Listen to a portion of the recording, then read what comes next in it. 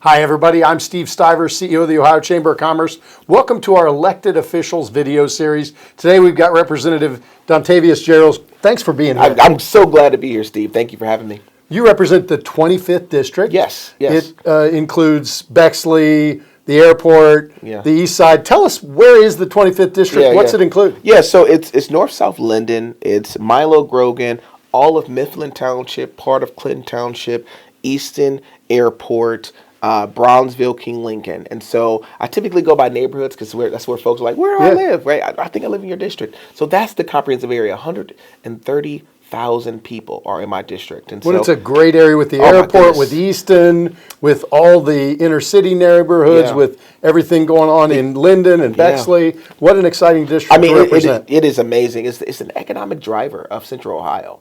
And I'm just proud to represent this culturally diverse community with a lot of need, but a lot of prosperity as well. And so I'm just happy to be their representative. That's got to be a unique perspective because you definitely do have haves and have-nots in your district. 100%. And we'll talk a little bit more about that because of one of the bills that you got that we're super excited about. Yes. But first, Dontavius, tell us about your entry into public service. So you were a staffer. I was. You were an LSC fellow. My wife was an LSC fellow. Okay. So you were an LSC fellow, and then you became a legislator. Tell us about your decision to go into public service and how your work as a staffer has impacted. Yeah, so I'm originally from Cleveland, Ohio. Born and raised in a Huff neighborhood, vibrant community, but there was a lot of issues that I now legislate around that I saw as I was a kid growing up. You know, when they talk about gun violence, poverty, lack of access and opportunity to jobs. Right? Those are the things that I saw, and I was like, there has to be some level of like a system level policy to help provide solutions to these issues. I was a very inquisitive kid, wanted to be Oprah. And so Oprah said that it takes one question to unlock an imagination for something different. And I just said to myself, I want to be that person that helped do that work. Became an activist on campus from high school to college. Ultimately from there, I wanted to get involved. So I went to Hiram College, majored in political science economics. When I left there, I wanted to cut my chops of really addressing policy. Became a Legislative Service Commission fellow, one of 24 students out the state to work in the State House.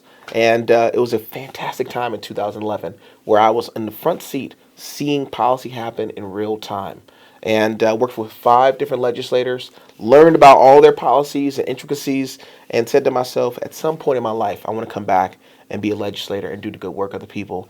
I didn't know 10 years later here I would be doing that work, but it's been a pride and a joy serving people in this great state. Well, you talked about systems level approaches and fixing some things. One of the bills the Chamber's really excited about that you're sponsoring is House Bill 410 that would end the benefits cliff. Yes. Because many times the first job that you get pays less than the benefits that you're getting. And so there's not an incentive to get that first job. And so the bill, does something I believe in for a long time, which is, instead of making the benefits cliff a cliff, making it stairs so that, as you make a little more, you maybe get a little less, but you actually are net better off every time you get a job or take a promotion. We hear from so many businesses that say we had people either turn down a promotion or turn down a job because the market doesn't pay as much as the current benefits, and we don't want to cut benefits. We just want to figure out how to get it as a ramp to economic success, a ladder to success, and that's what your bill does. Can you talk a little bit about the benefits cliff legislation? Absolutely. I mean, this is something that myself and Representative Gary Click, bipartisan bill. It is a bridge to opportunity, a hand up, as we like to call it. And really, to your point, Steve, you brought up and illuminated the point that every dollar that someone makes could very well be tens of dollars, hundreds of dollars in their benefit being reduced. We've had families call my office saying that I can take that promotion because the $3 I was getting in the promotion was going to lead to my child care benefit being taken away.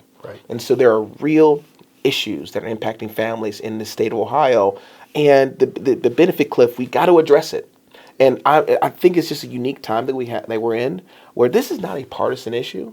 This is a human issue. It is. And what we're trying to do is a couple of things. One, create a coordinated system so that folks understand what benefits they qualify for and what they may not. Also, to your point, create that ladder of opportunity. So as an individual makes more money, they're not immediately thrown off of a benefit, but they're stepped off so that every time they make a little bit more, they get a little bit less, to the point where they're fully self-sufficient on their own income.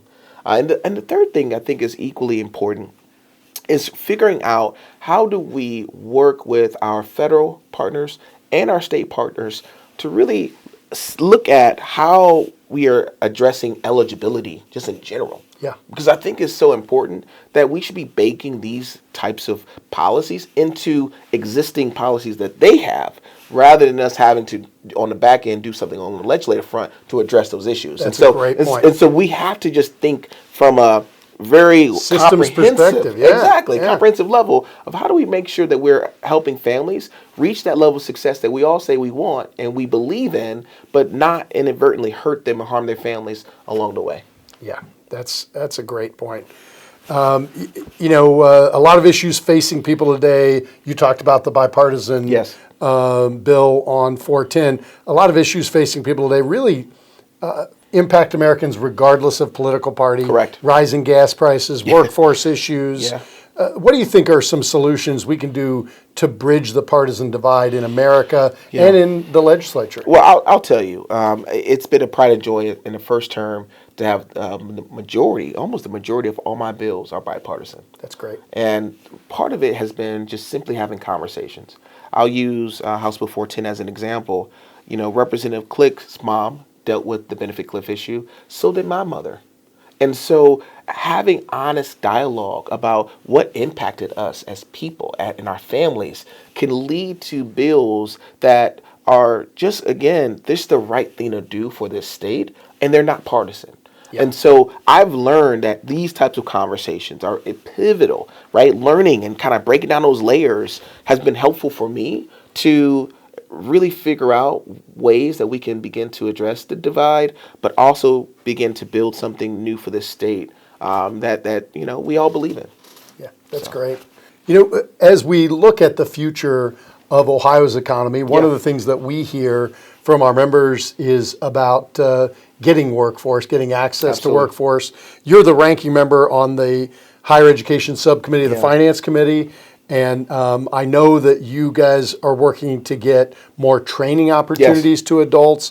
As we look at Intel coming and other future employment, can you talk about what we're doing to get people the right training so that all Ohioans have access to opportunity? Yeah, that's a great question, Steve. For me, working with Chair Cross, we always think through, okay, how do we make sure that we're creating pathways for all communities, regardless of socioeconomic status, regardless of where they live, their neighborhood, zip code, what have you.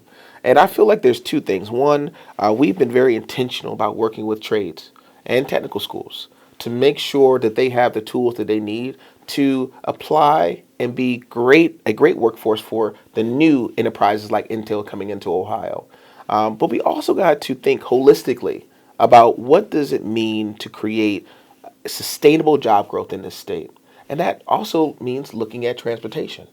It means making sure that organizations like CODA have the routes that we need to get a worker from maybe a community like Linden in my district to a place like Linden. And so it's important that we think about the total experience of that worker, making sure that not only are they able to get a career where they has healthcare benefits and retirement benefits, but also we can get them to the job if they don't have the transportation. Yep. And so that's been the comprehensive lens we've looked through as a committee to make sure that we have the pipeline available for our higher ed, for all of our colleges, our technical schools, so that they can be the bridge to those new jobs that's coming into Ohio. That's a great bridge to opportunity. I really appreciate it. We always try to add one fun question, and you were the MC at our Capitol Square's Got Talent show at our Salt Fork Policy Conference. You were amazing. People are still talking about your performance there. Thank you. Tell us about how you got into the arts, and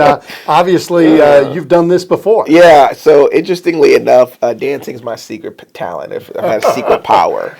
I've always been an art kid growing up, and I feel like I've never lost that zest of life, right? Especially in the work that we do every day in policy, right? It can be draining, right? And so my interest in art is just a pastime that I just have always been in love with. And even in college, I used to do choreography and dance, cool. and taught salsa dancing. And so, like, there's so many, like, so I feel like just that experience from college has just continued to follow me in my career. My knees stay vibrant enough for me to continue dancing. But yeah, I love the arts. Is it true that you once did stand up? So there's always that's a rumor I've heard. I want to know if it's true. So I was always that kid when they told you to go up in the front and just perform, I would do it. And so that would be me. So whether it's karaoke, whether it's comedy, whether it's just acting goofy, whether it's dancing, I was always that kid that at some point in the night they will circle around and say, "Go Dante, go," So that's been something I've just carried with me. So I wouldn't say I've done like true stand up. I try to say that I'm just maybe a funny guy, and I'm almost. Hangover, if you ever seen the movie Hangover? Great movie, right? I'm a Zach Galifianakis type of funny, and sometimes awkwardness is the best form of comedy. And, maybe we'll get some ferns for this. This set next time. I we'll think work on it. There needs to be some ferns. We'll work on that. We'll figure that out. That's a great idea. Thanks, Dontavius. Thanks for doing this. Of course. Great to have you here. Likewise. Looking forward to working with you, not only on the benefits cliff and training and access to jobs, but other economic growth issues that will help grow Ohio's economy. We're excited to have you in the legislature and excited to work with you. Thank you, Steve. That means a lot. Thanks a lot.